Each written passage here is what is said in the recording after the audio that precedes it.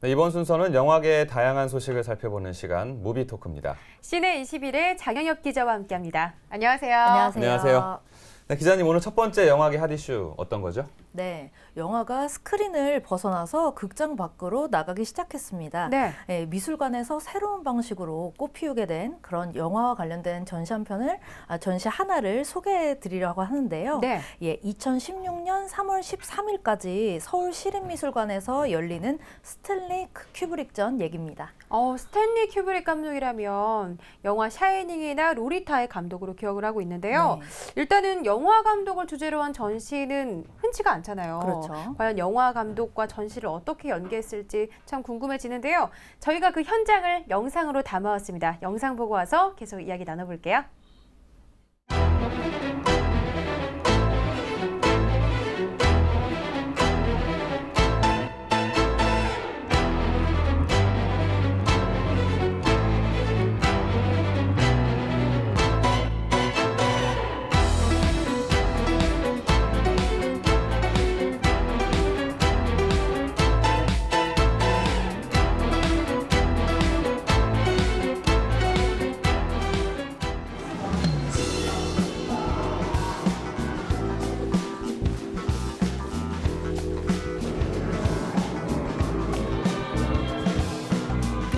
영화 사상 가장 위대한 감독 중에 한 명인 스탠리 큐브릭의 작품 세계를 보여주는 전시입니다.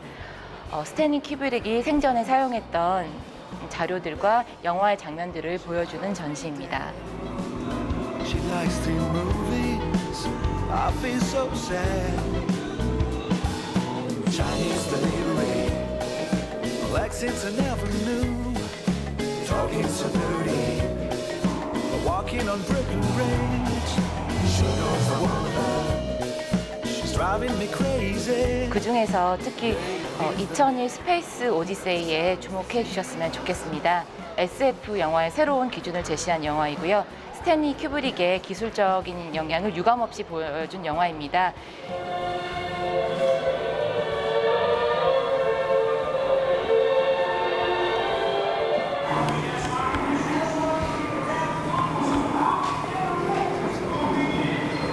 영화의 거장답게 뭔가 좀 그 철저함이랄까 그런 게 되게 막 루트랑 이런 거 보면서 되게 많이 느껴졌던 것 같아요. 스탠리 큐브릭이라는 사람을 사실 솔직히 말해 잘 몰랐는데 와서 보니까 확실히 이미 봤던 영화도 있었고 영화를 많이 잘 보고 이렇게 만들어 보고 싶다라는 생각도 들었습니다. Seems like we're having fun. She knows I want her. She's driving me crazy. Blake is the name. The summer's the seas.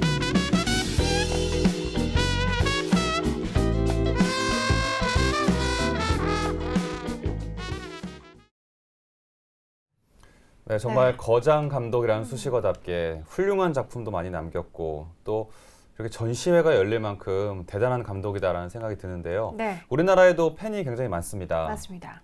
기자님이 네. 스탠리 큐브릭 감독에 대해서 소개 좀 해주세요. 네, 스탠리 큐브릭 하면은 20세기가 낳은 그 최고의 영화 감독 중 한 명으로 손꼽히는 사람입니다. 그래서 그는 누구도 정말 흉내낼 수 없는 그런 완벽한 미학을 추구한 완벽주의자이자 늘 새로운 기법과 기술을 선보이는 테크니션이었는데요. 네. 이분이 이룬 성취 몇 가지를 소개를 해드리고 싶은데요. 네. 먼저 1968년작 아까 영상에서도 나왔었던 2001년 스페이스 오디세이로 네. 이 영화는 정말 SF 장르의 신기원을 열었다는 평가를 받았습니다.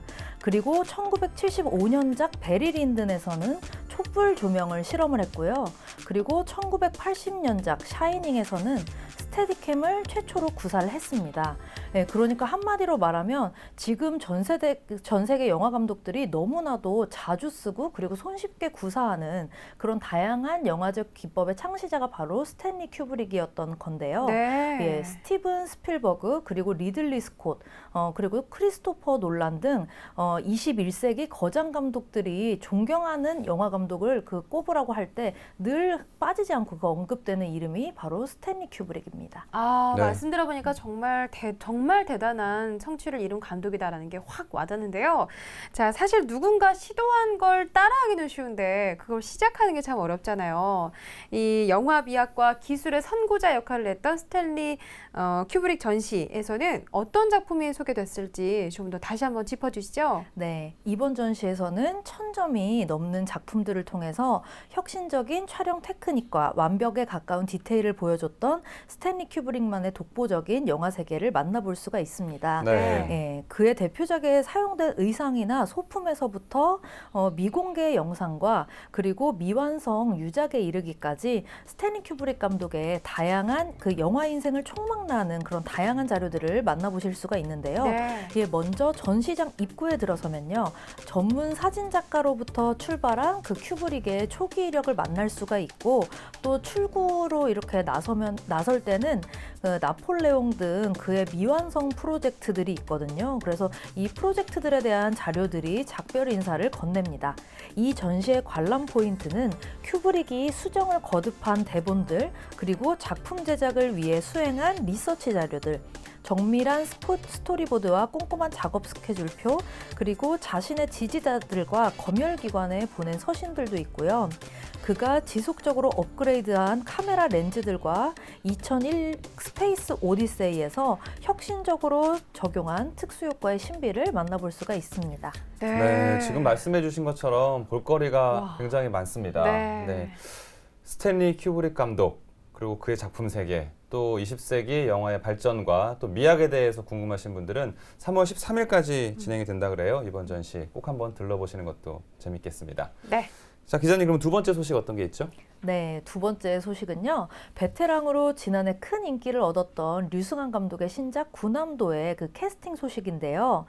군함도는 일제강점기 일본 군함도에 징용된 그 조선인들의 이야기로 알려져 있습니다. 이 영화에 황정민, 소지섭, 송중기 씨가 캐스팅됐습니다.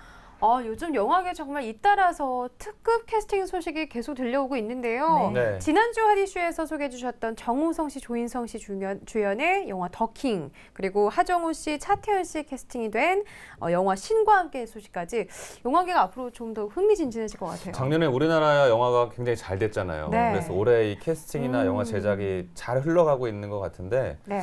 이번에 영화 군함도에서 황정민, 그럼 소지섭, 송중기, 어. 이름만 들어도 쟁쟁하네요. 그러네요. 이 배우들은 어떤 역할을 맡게 되는 거죠? 네, 먼저 황정민 씨는 경성 호텔의 악단장으로 출연을 할 예정이라고 하고요. 네. 예, 소지섭 씨는 경성 최고의 주먹인 최칠성 역할을 맡았습니다. 송중기 씨는 독립군으로 출연을 하는데요. 박무영 역할을 맡았고요. 이 캐릭터들이 구체적으로 어떤 관계로 얽히게 될지는 아직 알려진 바가 없지만 소식이 업데이트 되는 대로 또 핫이슈 코너에서 알려드리도록 하겠습니다. 네. 네. 예, 이번 캐스팅을 보면서 저는 좀 흥미롭다고 생각이 드는 게 황정민 씨가 악단장을 연기한다고 하니까 네. 과연 이게 어떤 모습으로 등장을 할까 그것도 기대가 되고요. 그러네요. 또 소지섭 씨랑 송중기 씨의 경우는 류승환 감독과 작업을 한 적이 없어요. 그래서 과연 이번 영화에서 어떤 모습으로 등장하게 될지도 궁금합니다. 네, 빨리 보고 싶네요. 궁금합니다. 네. 가만 보면 이 류승환 감독이 배우의 숨겨진 매력을 이렇게 끌어내는데 뭔가 탁월한 기질이 있는 것 같은데 이 지난 영화 짝패에서 이범수 씨가 맡았던 악역도 그랬고요. 네. 또 이 베를린에서 맡았던 전지현 씨의 북한 여성 캐릭터도 그랬고 참 그런 게 탁월한 것 같아요. 네, 맞습니다. 그리고 왜 지난해 베테랑에서도 사실 그 베테랑 이전에 유아인 씨는 악역을 맡는다고 했을 때 어떤 모습일지 상상이 안 가는 그런 배우였었거든요. 그랬죠. 네. 네. 그래서 그렇게 유아인 배우의 연기 변신을 이끌어낸 것처럼 류승환 감독이 이번 영화에서는 이 세 배우들을 어떻게 변신을 시킬지도 관전 포인트가 될 것 같습니다. 네. 네, 군함도는 오는 5월에 촬영을 시작할 예정입니다. 네, 황정민, 소지섭, 송중기 이 세 배우가 만나서 군함도라는 영화 안에서 어떻게 어우러질지 많이 기대가 됩니다. 또 베테랑의 유승환 감독 다음 작품이라고 하니까 더 기대가 클 수밖에 없겠죠. 네. 네. 자, 또 다음 소식 알아보겠습니다. 네, 신작 영화 소개해 주시는 시간입니다. 오늘의 첫 번째 어떤 영화 소개해 주시나요? 네, 기자시사회에서 이 영화를 보고 기자들이 정말 많은 눈물을 흘렸습니다. 네. 아시는 분은 아시겠지만 기자들이 정말 감정을 잘 드러내지 않는 사람들이거든요. 네. 네, 그래서 영화로 기자를 울린다는 게 이게 쉬운 일은 아닌데 예, 그만큼 가슴 절절한 드라마를 품고 있는 영화죠. 이한 감독의 오빠 생각 소개해드려 합니다. 기자들이 그렇게 많이 울었어요. 네, 기자님도 우셨어요? 저는 공식적으로는 안 온 걸로. 네. 우셨군요. 아유, 그랬군요. 이게 임시완 씨가 출연하는 영화잖아요. 네. 제목이 오빠 생각. 그럼 임시완 씨가 오빠인가요? 그렇겠죠? 네, 여기서부터 이제 눈물 포인트가 있는데 네. 안타깝게도 임시완 씨에게 오빠라고 부를 만한 가족이 남아있지가 않습니다. 네. 시작부터. 예, 그래서 임시완 씨가 연기하는 이 한상렬 소위는 6.25 전쟁 그 당시에 가족과 동료를 모두 잃었는데요. 전출 명령을 받은 부대에서 그는 전쟁 고아들을 만나게 되고 낙담한 아이들에게 희망을 주자는 의도에서 합창단을 만듭니다. 고아성 씨가 연기하는 자원봉사자 선생님 박주미가 적극적으로 도움을 주지만 제 사리사욕에 눈이 먼 상위군인 갈고리 이희준 씨가 연기하는 그 캐릭터인데요. 갈고리는 아이들을 이용하기에 급급하고 사사건건 상렬과 부딪힙니다. 네, 전쟁 고아들을 만나서 합창단을 꾸리는 이야기. 여기까지만 들어도 정말 가슴이 먹먹해지는데 궁금합니다. 사실 전 영화 제목만 듣고는 동요, 네. 오빠 생각, 네. 아까 고아성 씨가 부른 그 노래가 생각이 났었거든요. 네, 맞습니다. 예, 네. 그 오빠 생각이 맞고요. 예, 이 영화는 6.25 전쟁 당시에 실존했던 그 어린이 합창단을 모티브로 하고 있는 그런 영화입니다. 당시 민간인들은 인민군을 만나면 인민군가를 부르고 국군을 만나면 국군 군가를 불러야지 살 수 있다. 네. 이렇게 생각을 했다고 하는데요. 이 영화에서 전쟁 고아들로 구성된 합창단이 부르는 노래 오빠 생각은 좌우 그리고 분단이라는 이름으로 훼손되지 않는 희망의 울림이기도 합니다. 주인공 상렬은 음악가의 시점으로 전쟁의 참상을 마주하게 되는데요. 인민군을 향해 총구를 겨눌 수밖에 없는 그런 군인의 신분이지만 또 한편으로는 그 소년 인민군을 만났을 때는 주춤할 수밖에 없는 그런 상렬의 모습이 보여지는데 이런 모습은 그가 어른이지만 전쟁통의 고아들과 다를 바 없는 그런 전쟁의 희생자이며 또 전쟁을 겪은 이 땅의 모든 세대들에 해당하는 그런 아픔의 모습이 아닐까 그런 생각을 하게 됩니다. 네. 저는 임시완 씨가 처음에 전쟁 영화 나온다고 했을 때 저렇게 곱게 생긴 배우가 전쟁 영화가 어울릴까 네. 좀 부정적이었거든요. 근데 네. 말씀 듣다 보니까 이렇게 맑고 어떻게 보면 가녀린 이미지가 이 험한 전쟁 속에서의 희망을 좀 볼 수 있는 그런 이미지지 않을까라는 생각도 많이 들었어요. 네. 과연 임시완 씨 연기 잘하잖아요. 네. 어떻게 영화에서 소화해내는지 한번 보고 싶습니다. 네. 첫 번째 신작 영화 오빠 생각 소개해 주셨고요. 두 번째 신작 영화 어떤 작품인가요? 네, 두 번째 신작 영화는요. 예전에는 사과하면은 사과를 먹는 사과를 떠올렸는데요. 네. 요즘에는 사과라고 하면은 그 미국 IT 기업 아, 네. A 회사를 생각나죠. 떠올리는 분들도 많을 것 같습니다. 네. 네, IT 기업인치고 이처럼 세계적으로 정말 인기가 많았던 사람이 있을까 싶은데요. 네. 지난 2011년 세상을 떠난 그 CEO죠. 스티브 잡스의 삶을 다룬 영화 스티브 잡스를 소개해드려 합니다. 네. 야, 벌써 5년이 지났어요. 네. 그랬군요. 저는 스티브 잡스 하면 그 프리젠테이션 할 때 네. 짧게 자른 머리에 동그란 안경, 안경에. 청바지에 깜정색 목폴라 티셔츠. 네. 항상 이게 기억이 남거든요. 네. 아마 많은 분들이 이 휴대전화 그리고 이 컴퓨터 발명한 스티브 잡스 많이 기억하지 않을까 싶은데 네. 영화 속에서는 어떤 모습으로 나오는 건가요? 네, 먼저 이렇게 전기 영화를 그리는 데는 두 가지 방식이 있는 것 같아요. 그래서 맨 첫 번째는 인물의 삶을 충실히 따라가는 그런 영화입니다. 네. 그리고 두 번째로는 상상력을 보태서 그 새롭게 재구성을 하는 그 영화가 있을 수가 있는데요. 스티브 잡스는 후자에 속하는 영화입니다. 이 영화는 스티브 잡스의 삶을 재현하겠다는 그런 강박을 버리고 완전히 새롭게 써내려간 이야기입니다. 할리우드의 저명한 각본가 아론 소키는 이 영화에서 인간 스티브 잡스에 주목하는 대신 스티브 잡스라는 아이콘이 우리에게 던져준 것들, 그리고 그를 둘러쌌던 구설수들, 그리고 스티브 잡스라는 세계 안에서 충돌했던 모순적인 가치들을 그 수집해서 압축적으로 담아냅니다. 그러니까 스티브 잡스라는 인물의 삶이 아니라 스티브 잡스 하면 떠오르는 이미지들을 나름의 방식으로 재구성했다는 말이죠. 네.